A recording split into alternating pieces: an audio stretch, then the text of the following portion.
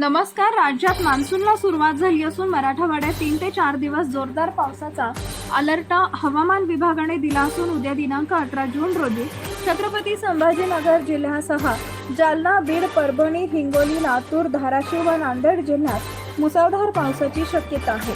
प्रादेशिक हवामान केंद्र मुंबई येथून प्राप्त झालेल्या अंदाजानुसार मराठवाड्यात हिंगोली व नांदेड जिल्ह्यात तुरळक ठिकाणी वादळी वाऱ्यासह मेघगर्जनेचा पाऊस होण्याची शक्यता आहे. यावेळी वाऱ्याचा वेग 30 ते 40 किलोमीटर प्रति तास राहणार असल्याची शक्यता वसंतराव नाईक मराठवाडा कृषी विद्यापीठाच्या परभणी केंद्राने प्रसिद्ध केली आहे.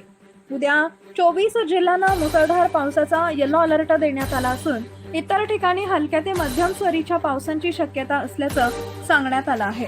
मराठवाडा, छत्रपती संभाजीनगर, जालना, परभणी, बीड, हिंगोली, लातूर, धाराशिव जिल्ह्यांना हवामान विभागानं येलो अलर्ट दिला आहे.